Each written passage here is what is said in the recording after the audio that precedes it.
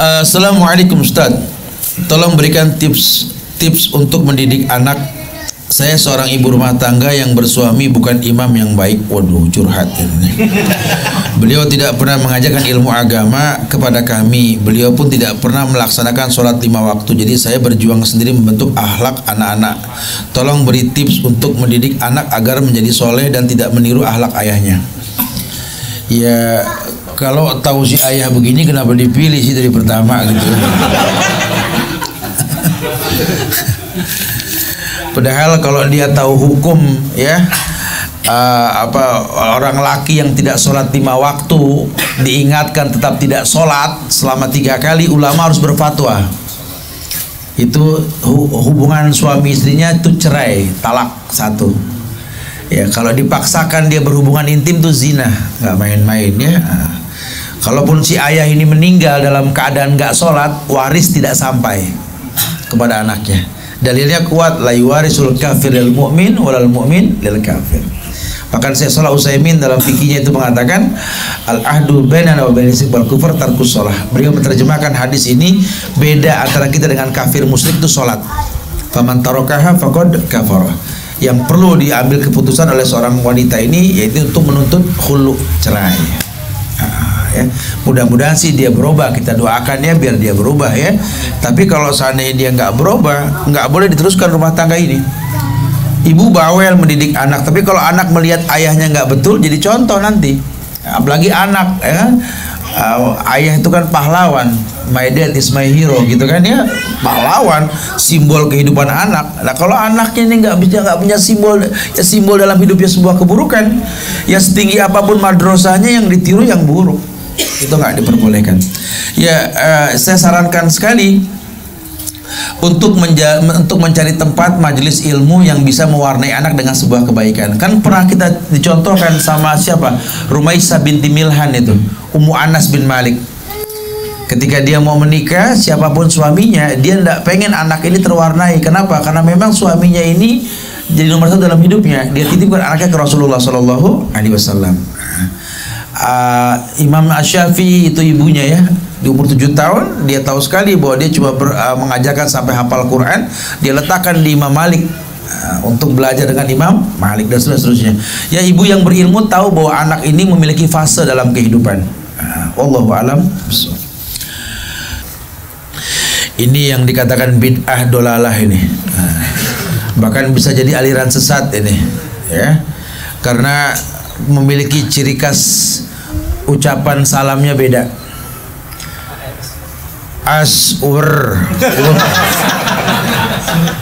Yang namanya kosor itu sholat, itu pun musafir, nggak ada salam di kosor.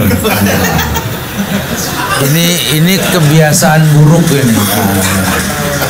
Ustadz bingung jawabnya, jawabannya was gitu. Aliran baru bukan? Aliran baru urusannya. Bagaimana hukumnya istri menolak berhubungan karena alasan malas keramas pagi-pagi? Ya karena tadi aswarbobnya begini sih ya. Jangan langsung ke tujuan inti dalam kehidupannya. Ini mukodimahnya sudah salah.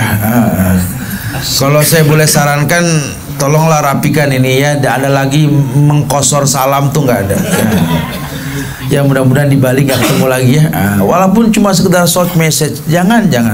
Assalamualaikum, waalaikumsalam. Ya. Bagaimana hukum istri menolak berhubungan karena alasan malas keramas pagi-pagi? Ya nggak boleh. Apa itu istri rela kalau suami nyari pasangan lain gitu loh, cuma gara-gara dia nggak mau mandi pagi. Tapi juga kadang-kadang si suami juga mbok yao gitu loh ya. Kalau si istrinya mungkin memang dalam keadaan bagaimana, karena alasannya nggak benih banget gitu ya. Tentu ada sebab lain yang membuat dia nggak suka. Ya apa ya, bukan sekedar gugur kewajiban, tetapi timbulkan dia bangga untuk menunaikan kewajiban. Itu penting sekali. Kayak kita tuntut istri untuk cantik, wangi, kitanya apa nggak wangi kan salah lagi nantinya. Kita nggak pernah dandan, kita nggak pernah rapi, ketemu orang kita tampan, ketemu orang kita enak dipandang, di rumah kita nggak pernah berdandan, kita yang salah. Inilah nanti kalau dia nggak suka, jangan salahkan dia, karena tadi kerusakan tampak karena ulah tangan kita sendiri. Allahu a'lam. Tapi si istri ya harus tahu Boleh dia bicara, saya mau kalau kamu begini-gini, boleh, untuk sebuah kebaikan boleh. Ada dialog rumah tangga kok terbuka. Ustaz, pendidikan itu kewajiban utama siapa? Ayah atau ibu? Ya, orang suka mengaitkan pendidikan ini disandarkan sama 1-2 orang dalam rumah tangga. Padahal rumah tangga itu kan teamwork. Adanya kerjasama antara ayah, ibu, dan anak untuk membentuk rumah tangga yang dikatakan surga tadi. Ya, tentu yang pertama, pendidikan itu adalah hak ayah untuk mendidik istri sebagai madrasah. Suami yang baik, suami yang tahu sekali bahwa istrinya itu merupakan pakaian untuknya. Ima dia memilih wanita yang memang berilmu atau wanita yang memang senang menuntut ilmu. Karena kalau kita cari wanita yang berilmu langka. Tapi kalau kita cari wanita yang memang betul-betul menyukai menuntut ilmu, ini baik. Ya, kesempurnaannya itu butuh waktu. Lelaki yang paham kemuliaan akan tahu ini, sehingga dia tidak mungkin melarang istrinya untuk belajar ikut kajian di mana-mana, selama memang yang dikaji adalah sebuah kebaikan, sebuah kemuliaan. Ya, kemudian setelah si istri ini berilmu, bukan menjadi bumerang untuk suaminya, karena fitrah seorang wanita itu pakaian untuk suaminya. Justru buktikan cintamu ketika kau melihat kekurangan pada pasanganmu, itu yang paling baik. Ya, jangan justru ketika melihat pasangan memiliki kekurangan kita malah minta cerai, jangan. Ini salah kita mendidik juga sih. Kita nggak jujur bahwa kita orang yang punya kekurangan. Biasakan pasangan mengetahui bahwa kita orang yang kurang. Jangan pakai malu-malu untuk mengatakan bahwa kita ini orang yang kurang, gitu ya. Sehingga dia tahu bahwa memang dia berfungsi. Dia berkata, Ustaz, cuma saya yang tahu kekurangan dia, Ustaz. Berarti cuma Anda yang layak mencintai dia, itu lebih baik, gitu ya. Jangan sampai dia nggak terbiasa melihat kekurangan. Nah, kalau si istri sudah berilmu, maka dia bisa diamanatkan untuk menjadi madrasah. Bukan berarti madrasah lantas ilmunya si suami nggak tahu, karena mungkin kalau ibu tiap hari, suami seminggu sekali, tahulah dalam waktu seminggu itu apa yang diperbuat, sehingga nanti kalau seminggu ketemu sama anak-anaknya, tinggal dia tes saja. Minggu ini kamu apa yang kamu dapat dari mama kamu, nak? Kau bisa apa? Bisa dia menyatu, bukan bukan dia belaga nggak tahu atau mungkin nggak tahu, tidak. Jadi bahasanya bukan kewajiban utama siapa, kewajiban utama semuanya. Ya bapak, ya ibu, ya lingkungan, ya masyarakat setempat. Allahu a'lam. Kita pengen punya rumah juga perlu tahu lingkungannya seperti apa, kan? Jangan cuma sekedar beli rumah murah tanah aja, bukan lingkungannya. Ini anak-anak kita ini kain putih yang terwarnai. Nanti kalau terwarnai dengan yang nggak baik kan nggak bagus lagi. Ustaz mau bertanya tetapi di luar tema. Jika seorang istri berselingkuh tanpa sepengetahuan, dia hamil dengan selingkuhannya. Berjalan waktu dia menggugat cerai suami tanpa suami tahu kalau dia hamil. Suami menolak sang istri. Bagaimana hukum talaknya, sah? Tidak, dan masa idahnya saat dia melahirkan yang 3 bulan. Iya, kalau si suaminya menalak sang istri, kalau suaminya ini memang mentalak, ya orang yang hamil itu masa idahnya sampai dia melahirkan. Tapi anak yang dia kandung itu al-walad lil firas, tetap milik suami walaupun bukan benih dari si suami. Itu yang sahih. Ya. Al-walad lil firas. Ya, berkait dengan dosa urusan dia sama Allah nantilah. Ya, suami ini akan terkena hukum dayus dan lain sebagainya. Banyak hukumnya di situ ya. Tapi si istri ini harus tahu ya, kalau sampai dia nanti berpisah gitu ya, dia boleh menikah setelah masa idah, dia menikah ya. Seperti orang yang diperkosa hamil atau orang hamil luar nikah, boleh menikah dengan orang yang bukan menghamili dia, tetapi nggak boleh berhubungan intim. Karena nggak boleh bersatu lebih dari 1 sperma dalam 1 kandungan, nggak boleh. Ya, jadi kalau memang masa idahnya nanti ketika sudah melahirkan gitu ya. Nanti ada khilaf lagi, kalau dia sudah menikah boleh menikah lagi gak? Hukum asal menikah baik ulama nggak menyalahkan, tapi menikah sekali cukup. Wallahu alam bishawab ya. Jadi yang paling baik memang untuk dia menjaga sampai dengan selesai lahirannya. Wallahu a'lam bishawab. Jagalah istri-istri kita wahai para suami ya. Tadi Ustadz bilang malaikat nggak mau masuk ke rumah kita kalau di rumah kita ada lukisan yang bernyawa, ada anjing. Bagaimana dengan foto kita sendiri? Berarti nggak boleh dipajang, disimpan aja? Apa kita nggak boleh punya foto? Ya, foto itu bukan lukisan. Kalau lukisan mutlak ya dibuat untuk menyerupai. Kalau foto kan cuma kopi, ya kayak copy paste gitu ya, kita hanya mengambil kopi. Nah kalau foto babnya beda, bisa wajib, bisa makruh, bisa haram. Wajib kalau pemerintah bilang foto buat KTP, buat SIM, wajib hukumnya. Paspor wajib ya. Atau untuk data-data tertentu yang menjadi sebuah syarat, wajib. Bisa menjadi makruh kalau kita foto tanpa alasan, tanpa tujuan. Bisa menjadi haram kalau kita foto untuk riya ya. Jadi kembali kepada niat. Makanya kalau foto itu lebih baik taruh di album ya. Khawatir kita majang foto tujuannya nggak riya, tapi ketika orang puji kita jadi riya. Mungkin nggak? Mungkin. Ulama lebih ke sana. Karena kalau dibilang foto itu nggak boleh, antum terlalu pemahamannya salah sekali. Di sisi lain antum tidak haramkan itu foto, tapi antum selfie mulu kan gitu ya. Muskilah ini kan. Ya para masyayikh pun berfoto, bukan tidak menolak para syekh untuk difoto. Cuma tujuannya apa? Kalau pada akhirnya menimbulkan mudarat. Karena dalam Islam ini kan darul mafasid muqaddam ala jalbil masalih. Mencegah sesuatu yang buruk lebih dikedepankan ketimbang melakukan kewajibannya. Kalau foto bakal menimbulkan riya, sombong, nggak usah. Apalagi foto yang masa lalu kita gitu kan, aurat terbuka di ruang tamu, jangan, ngapain, nggak ada untungnya.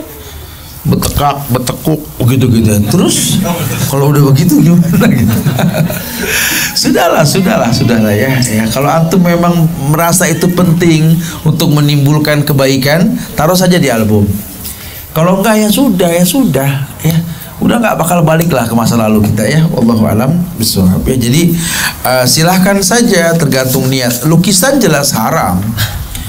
Ya karena lukisan itu bisa dirubah-rubah. Ya kayak foto yang diedit gimana Ustaz? Itu tasabuh ma'rasam, taswir. Ya kalau editannya sama dengan taswir, yang lukisan rasam tadi ya. Ya surah. Karena memang itulah salah satu tujuan lukisan itu, merubah yang tua jadi muda, yang muda jadi tua. Itu yang nggak diperbolehkan. Allah suruh hembuskan ruh nanti di akhirat, dan dia karena pernah sanggup untuk menghembuskannya. Assalamualaikum warahmatullahi wabarakatuh. Barakallahu fiik, barakallah. Bagaimana apabila seorang wanita melakukan sholat syuruk di rumah? Ya,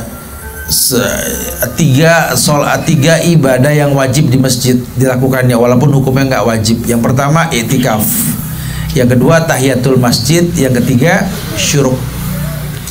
Ya syuruk ini di masjid. Jadi kalau di rumah nggak ada syuruk. Sebagaimana laki-laki yang sholat syuruk di masjid karena ingin mendapatkan pahala haji umrah yang sempurna, nggak bisa, harus di masjid. Nah, makanya beruntunglah orang yang rumahnya dekat masjid. Yaitu wanita tersebut sholat subuh kemudian zikir setelah sholat, ndak ada. Wallahu a'lam bishawab. Ya syuruk itu wajib di dalam masjid. Nah ini ketemu nih. Assalamualaikum Ustadz, ana sudah sering ikut pengajian Bali, mengaji dengan mendatangkan banyak ustadz yang berkualitas alim, tapi ana merasa akhlak ana masih belum baik, masih suka membantah suami, tidak sabar dan kurang bisa ikhlas. Kira-kira apa yang salah? Allahu alam. Ana belum kenal siapa yang nulis ini ya. Tapi mungkin kalau umum bahasannya sih ya, kalau sudah dekat sama orang soleh, ikut Bali mengaji kan baik banget ya. Tapi kok ilmu kok nggak mengikat dirinya gitu ya, nggak muqayyad dalam hatinya, tentu dia memiliki penghalang-penghalang datangnya ilmu. Karena sama dengan kemiripan yang dirasakan oleh Imam Syafi'i, syakautu ila waqi' su'a hifzi fa arsadani ila tarkil ma'asi fa akhbarani bi anna ilman nur wa nurul la yudalil asi. Imam Syafi'i dulu pernah mengeluh sama gurunya Syekh Waki tentang sulit menghafal. Kita tahu Imam Syafi'i, oh imam jenius. Dia kalau numpuk kertas, dia kalau nulis itu ya, nulis ayat di pecahan genting tembikar itu ditumpuk itu A B sebawah gitu. Dia bilang sama ibunya, wahai ibu, jangan kau selisih tumpukan ini, terselisihkan satu hafalanku. Karena Imam Syafi'i itu kalau baca apal, baca apal, baca apal, nangkep langsung. Dia bisa mengulang bacaan hadisnya Imam Malik tanpa salah satu harokah yang panjang sekali. Jenius lah Imam Syafi'i, jenius sekali ya. Iya, tapi dia pernah mengatakan suah hifzi, aku susah hafal. Aku susah menghafal. Apa kata gurunya? Tarkul ma'asi, tinggalkan maksiat. Apa sih yang Imam Syafi'i maksiatkan?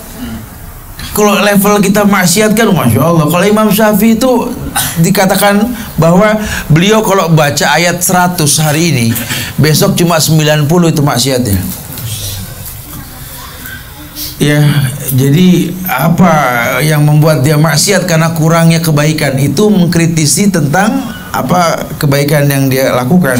Maka kita boleh mengkritisi diri kita. Ini jangan-jangan kita datang ke Bali mengaji, kita nggak memperhatikan niat kita. Atau jangan-jangan kita orang yang berseteru sama orang tua. Ya, kita orang yang nggak akur sama suami, sama istri, sama anak. Sehingga jalannya kita ini untuk berjuang menuntut ilmu dengan hujatan, cacian, dan makian. Maka duduknya kita ini ilmu nggak ketangkep. Ya wajar. Wajar sekali. Sama orang yang sholat. Kan sholat tanha anil faksa wal munkar. Tapi kalau kita ngelihat dia sholat, Mas Ustaz, aduh Ustaz, kesang, dia betul. Dia kalau sholat sampai Allahu Akbar, sama orang tua berantem. Allahu Akbar, sama pasangan ribut mulu. Allahu Akbar, ya Allah, sama tetangga nggak bisa bersosialisasi. At-tahiyat, pas betul. Sama mertua nggak akur. Coba mana bekas ibadahnya gitu loh. Kalau cuma sekedar gugur kewajiban, siapapun mampu.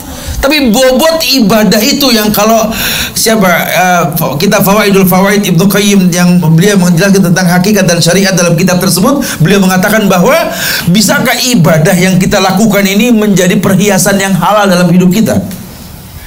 Artinya sholat ya perhiasan tanha anil faksa wal munkar. Orang yang sholat orang yang hatinya lembut. Orang yang bersolawat orang yang hatinya lembut. Orang yang bersedekah hatinya lembut, bukan malah anarkis, ribut sama pasangan, ribut sama keluarga, keluar ngajak demo, mencaci maki pemerintah, katanya ibadah. Ibadah kok nggak membuat si pelakunya lembut? Ini ada yang salah. Jangan-jangan talbis iblis, ada kolaborasi kebaikan dengan perbuatan iblis, syaitania. Kita nggak perhatikan baju kita nggak perhatikan wudhu kita nggak perhatikan muamalah dan lain sebagainya, ya. Atau mungkin kadang-kadang kita kena sumpah serapah, ya kan, karena dalam pengajian kalau saya kan berusaha mengingatkan di sini, alhamdulillah anak-anak di sini masya Allah. Kalau di Jakarta kan banyak sekali kajian tuh yang terganggu sama anak-anak. Ya, orang tua konsentrasi belajar, anaknya nggak dilihat, ganggu yang lain, orang yang lain. Orang tua nggak tahu diri nih anak layak. Orang tua ya kena, kita nggak tahu diri. Mungkin nggak? Mungkin karena kita nggak tahu sumpah serapah orang, ya. Jadi anaknya nggak salah, orang tuanya salah. Kadang-kadang hal kayak begitu membuat terganggunya hikmah ibadah yang kita lakukan. Wallahu a'lam. Ya, coba kritisi keseharian deh. Mudah-mudahan jadi baiknya insya Allah. Assalamualaikum Ustadz. Bagaimana kita tahu bahwa seseorang itu adalah jodoh kita atau bukan? Dan bagaimana agar kita tidak ragu dalam memilih pasangan hidup kita, baik pilihan kita atau orang tua nantinya? Iya, kita nggak pernah tahu dia jodoh kita atau bukan, karena kita disuruh berilmu sebelum beramal. Kalau jodoh diterjemahkan tautan bahtera cinta kita pada pasangan kita, tentu cinta timbul dengan 4 sabab tadi. ilmu, yakin, ikhlas, jujur, cinta. Lihatlah orang tua kita yang nggak pernah mengenal pacaran, nggak pernah mengenal ta'aruf seperti anak-anak sekarang ta'aruf, ya, dijodohin tapi awet sampai mati nggak berpisah, betul. Lihatlah anak sekarang yang kenalan di mana-mana, umur pernikahan sebentar sekali seperti umur jagung. Ya kok bisa begitu Ustaz? Iya, karena orang salah memahami. Jodoh ini tidak ada kita minta sama Allah, yakni biar panjang jodoh, biar awet, biar rafi wal bani, dan enggak gitu, enggak ada tuh doa yang kayak begitu, ya. Panjang pendeknya jodoh terserah Allah. Tapi kita tahu bahwa dengannya saya bisa berbuat sebuah kebaikan. Anda tahu ini penghafal Quran. Kalau saya kan nggak bisa ngapal nih, ya. Kali kalau saya nikah sama dia punya anak penghafal Quran, itu baik. Tentu dengan resiko, bukan cuma bayangin punya anak penghafal Quran, pasti banyak keributan. Kenapa? Suami kalah hafalan sama bini, betul? Pasti ada resikonya. Ya karena kan kadang-kadang orang suka bilang, Ustaz, saya pengen banget Tat nikah sama penghafal Quran, Tat. Kata si laki. Kata perempuan, saya pengen nikah sama orang-orang alim, Tat, ulama, syekh. Mudah-mudahan saya punya turunan yang baik dari mereka. Teorinya sih enak. Pas udah nikah pada bengong aja. Kenapa ente bengong? Berantem mulu, Tat. Kenapa? Saya ngaji salahin mulu sama dia. Iya, ente kagak bisa ngaji, main dapat penghafal Quran, tajwid rapihin dulu, paling enggak 5 juz baru ngelamar anak penghafal Quran. Ini modal kul huwallahu ma'ina atoina gitu loh. Ya nggak bisa gitu, ya. Atau si perempuan juga pengen nikah sama ulama, orang soleh. Enak kali kalau punya suami orang soleh membimbing saya menuju surga, bergandeng tangan masuk melalui babur royan. Kalau ngayal bukan main daya. Pas sudah menikah bengong, kenapa? Ya Allah, Tat, capek, Tat. Saya harus bangun tahajud, Tat. Subuh harus selalu bangun, Tat. Ya Allah, hafalan Quran setoran. Kalau tahu mendingan cari yang gaul dah. Betul. Ya memang manusia itu ada yang mencintai sesuatu yang dia tidak ketahui atau membenci sesuatu yang dia tidak ketahui. Sudah, makanya istilah sekufu bahasa Imam Syafi'i itu penting dah. Cari yang selevel. Sama-sama penuntut ilmu tuh indah dah. Ya, jangan paksakan yang nggak selevel. Kalau nggak selevel bahaya. Buah apel, buah kedong-dong, nggak level dong, gitu ya. Jadi harus yang selevel lah, ya. Jadi yang tahu kita nih memang sedang menuntut ilmu, kita sedang berubah, ya. Jadi sama-sama berubah itu lebih indah loh, ya, ketimbang kita paksa dia untuk berubah sementara kita tahu dia siapa dulunya. Kesian. Semua ada proses, nggak bisa langsung kita membuat orang baik. Wallahu a'lam.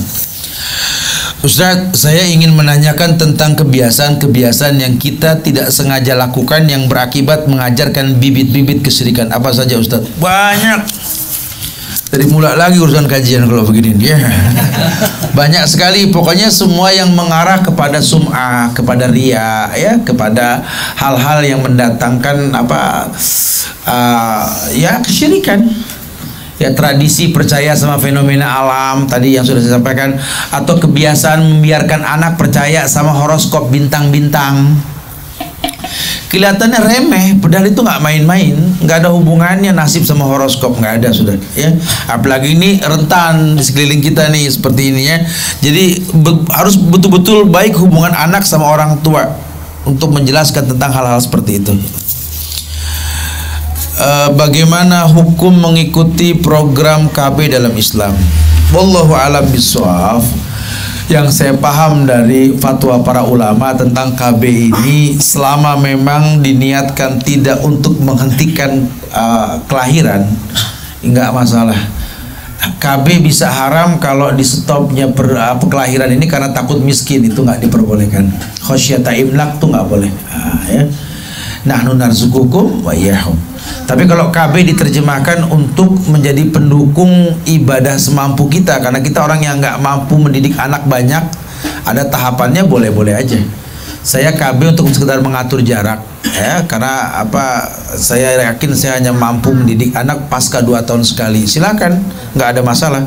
Jadi boleh untuk mengatur anak, boleh itu KB. Wallahu a'lam bishawab.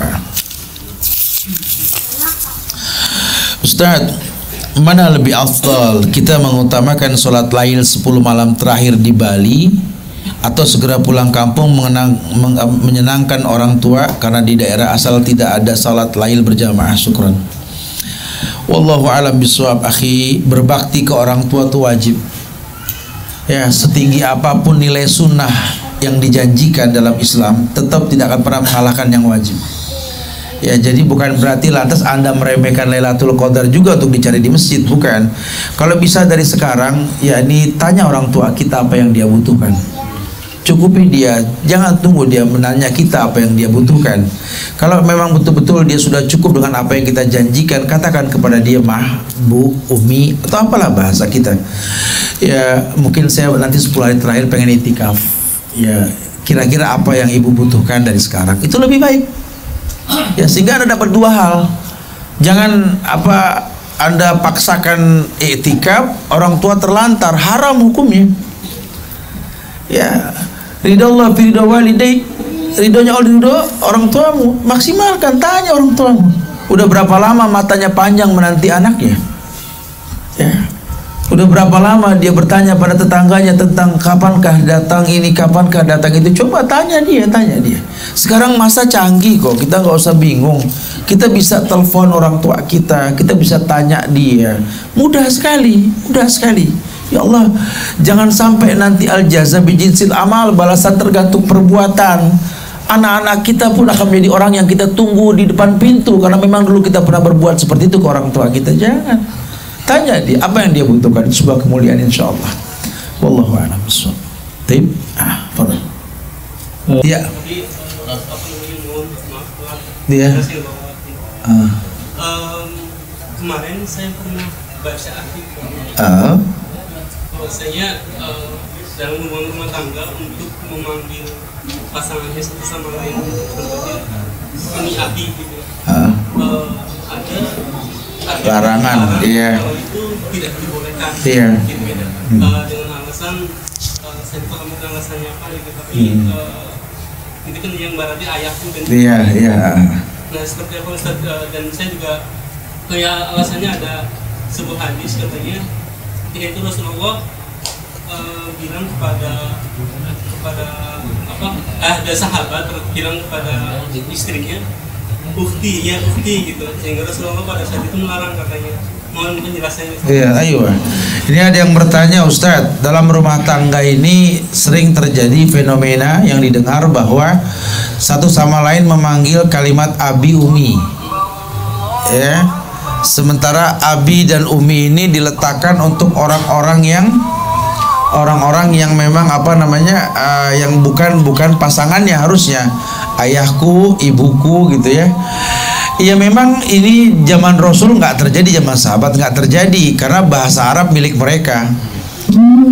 Ya, bahasa Arab itu milik mereka dan mereka itu nggak mudah merubah panggilan tersebut. Rasulullah memanggil Aisyah dengan ya Ummi Abdillah, ya Humairah, ya Aisyah.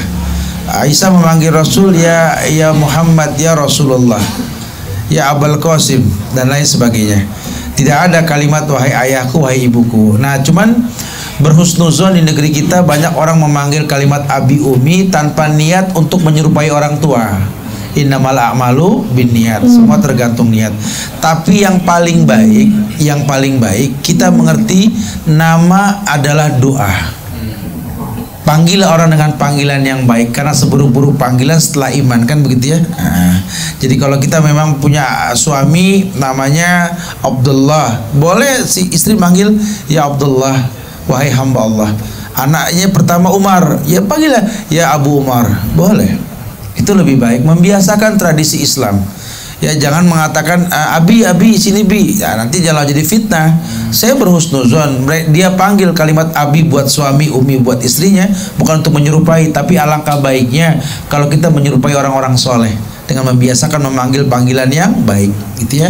Ima kalimat Abu Fulan bin Fulan atau mungkin menyebut nama-nama simbol kebaikan. Fadhal, itu baik. Wallahu a'lam bishawab. Insya Allah begitu materi yang sudah disampaikan sekaligus juga tanya jawab dari kami panitia. Insya Allah kami sangat mengharapkan dari Ustadz bisa memberikan pertanyaan kepada hadirin. Jadi ada 4 pertanyaan, 2 pertanyaan nanti dikhususkan untuk ikhwan, untuk bapak-bapak yang ada di sini. Apabila ada bisa memberikan jawaban yang sesuai dengan pertanyaan yang dilontarkan oleh Ustaz, kami akan memberikan 2 buah buku sebagai souvenirnya insya Allah. Yeah. Dan 2 pertanyaan juga nanti disampaikan kepada ummahat, kepada ibu-ibu. Nanti diharapkan juga di ibu-ibu nanti bisa memberikan jawaban yang sesuai dengan apa yang diharapkan dari pertanyaannya Ustaz. Dan insya Allah juga ada tambahan bagi hadirin yang hadir saat ini. Dari pihak Coto Makassar ataupun Warung Taliban akan memberikan voucher bagi jamaah yang bisa memberikan jawaban juga. Jadi ada 1 pertanyaan untuk jamaah untuk mendapatkan voucher belanja di voucher makanan untuk Maris ya, voucher makan di Warung Coto Makassar dan juga Taliban insya Allah. Jadi 1 untuk ikhwan, untuk bapak, dan 1-nya lagi untuk umatnya. Mungkin bisa dimulai Ustaz, karena insya Allah menjelang duhur jam 12:20 insya Allah. Buat ada waktu setengah jam untuk sesi ini Ustaz. Jadi biar lebih dari apa yang Ustaz disampaikan materinya biar bisa lebih menyerap. Apa Ustaz? Buat yang voucher makan, kalau nggak bisa jawab buat Ustadz vouchernya. Ya, ya apa? Yang pertama apa nih? Buat ikhwan. Oke, insyaallah ya. Ikhwan. Ya, ini karena bukunya tebal, pertanyaan juga harus tebal sedikit ya. 4 konsekuensi syahadat yang saya sampaikan tadi, ya. Bahwa kita ini harus mencontoh Rasulullah. Ada syahadat, konsekuensi syahadat wa anna Muhammad Rasulullah, dan Muhammad itu Rasulullah. Ada 4 konsekuensinya tadi. Yang pertama, kedua, ketiga, keempat. Fadhal. Ya antum nah. Ilmu, iman, yakin, dan jujur. Itu bukan 4 konsekuensi, yaitu tadi power of love nanti itu ya. Silakan. Fadhal. Ya, konsekuensi orang mengatakan Muhammad Rasulullah. Ketika kita mengatakan Muhammad Rasulullah, yang pertama, ya. Iman, bukan itu. Tadi saya sampaikan tadi. Yang pertama, kita wajib apa sama Rasul? Ayo angkat tangan, fadhal. Nah, mantul. Terus? Meninggalkan larangan. Terus? Mempercayai apa yang dikatakan Rasul yang gaib. Nah, ayo. Yang keempat, ayo, fadhal. Ya, ya, ada lagi yang bisa melengkapi. Fadhal, ayo, fadhal. Ya, silakan. Ayo, konsekuensinya apa? Mahat bisa pakai mic dalam, saya atau gimana? Fadhal. Coba, mungkin bisa dibantu. Biasanya kalau Mahat rajin mencatat, bisa. Fadhal. Kepada Mahat silakan, mungkin pertanyaannya disampaikan. Ya, 4 konsekuensi syahadat, persaksian bahwa Muhammad Rasulullah. Orang yang bersaksi bahwa Muhammad Rasulullah memiliki 4 konsekuensi. Yang pertama, kedua, ketiga, keempat. Ini sudah 3 tadi sudah disampaikan. Tinggal 1 lagi, betul. Ayo, betul. Isamina wa atona ya umum sekali ya, tapi bukan itu bahasannya. Fadhal ya. Silakan.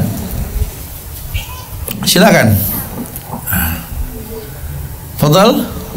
Ada? Fadhal dicoba nggak apa-apa. Fadhal. Ayo. Hadiahnya bagus ini, buku dari Syekh Abdurrahman bin Sa'ad bin Ali Asy-Syadzir tentang akidah Syiah Imamiyah. Fadhal. Yang pertama apa? Ayo. Konsekuensi syahadat wa asyhadu an la ilaha illallah wa asyhadu anna Muhammad Rasulullah. Saya kasih bahasa Arabnya. Ta'atu fi ma'amar, ijtinabu bima naha alaih, tasdiqu fi ma'akhbar, la ya'budallah illa bima syara'a alaih. Fadhal. Nah, antum. Ayo, fadhal. Membenarkan apa yang diamalkannya. Terus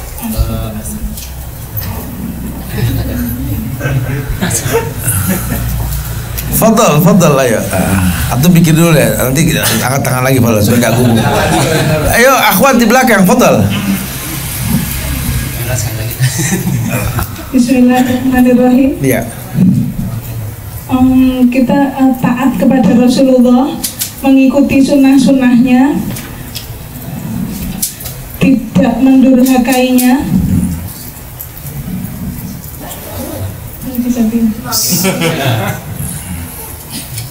Cinta pada Allah dan Rasulnya melebihi dari yang lain. Oh, bukan. Iya, Taat kepadanya, pada apa yang dilakukannya. Oke. Terus kedua, membenarkan apa yang diamalkannya. Tiga, keempat, tidak menyembah Allah dengan sesuatu yang tidak pernah diajarkannya. Nanti bisa diulang lagi. Fadhol, silakan. Itu suara siapa tuh? Mau coba? Mempercayai. Ayo cepetan. Apa? Sebelum ajan nih. Mempercayai apa yang dikabarkan dan taat kepada apa yang diperintahkan. Yang ketiga, menjauhi apa-apa yang dilarang. Yang empat, jangan beribadah kepada selain Allah. Oh, yang keempat kurang pas deh. Antum apa? Okay. Terakhir Umahat coba apa? Ayo. Bismillahirrahmanirrahim. 4 konsep. Iya, terus? Meniatkannya, melisankannya, mengimaninya, dan bertakwa, melakukan segala perintahnya dan menjauhi segala larangannya. Jadi ada 4: meniatkannya, melisankannya, mengimaninya, dan melakukannya, istilahnya bertakwa. Kayaknya betul bedal salah nih ya. Karena konsekuensi 4 nih diulang nih penting nih ya. Karena kita nggak mungkin bisa bahas furu'iyah kalau 4 ini kita nggak pahami dengan betul. Yang pertama, ta'atuhu fi ma'amar, mentaati semua perintah Nabi. Yang kedua, ijtinabu bima naha alaih, menjauhkan semua yang beliau larang. Yang ketiga, tasdiqu fi ma akhbar, percaya dengan yang beliau kabarkan walaupun sifatnya gaib. Dan yang keempat, la ya'budallah illa bima syara'a alaih, tidak beribadah kepada Allah kecuali dengan syariat contoh beliau. Ada yang mirip gak jawabannya tadi? Nggak ada ya. Balik ke panitia ya. Oke. Kayaknya harus yang gampangan dikit lah kalau begini. Ya, kita barusan membahas setiap orang menghayalkan tentang rumah tangganya. Ada istilah dalam Islam ini bahwa rumah menjadi sesuatu yang indah dengan kata-kata yang indah dan tujuan yang indah. Kira-kira apa kata-kata indah yang sering menjadi sebuah hayalan orang untuk sebuah rumah tangganya, dan jelaskan. Fadhal. Antum. Nah. Apa? Baini janati. Coba yang lain. Fadhal. Ayo, siapa lagi? Antum. Naam. Artinya coba jelaskan. Ayo, nah. Simple ya. Baiti janati. Antum baini janati. Di samping saya surga saya, baini. Ada lagi, masya Allah. Ya, kayaknya kayak gitu-gitu enak ya kalau soalnya kayak begitu ya. Ya. Her, insya Allah mudah-mudahan manfaat ya yang disampaikan buat anak pribadi jamaah sekalian. Insya Allah penyampaian ini mungkin tidak sempurna karena kesempurnaan milik Allah. Saat ada hilap dalam tutur kata, buruk dalam penyampaian, wallah dari diri saya dan syaitan, saya minta dibukakan pintu maaf yang selebar-lebarnya. Tapi kalau ada kebaikan murni dari Allah, insya Allah manfaat. Aku qouli hadza wa astaghfirullah li wa lakum wa lisairil muslimina wal muslimat innahul ghafurur rahim. Subhanakallahumma bihamdika asyhadu an la ilaha illa anta astaghfiruka wa atubu ilaik. Assalamualaikum warahmatullahi wabarakatuh.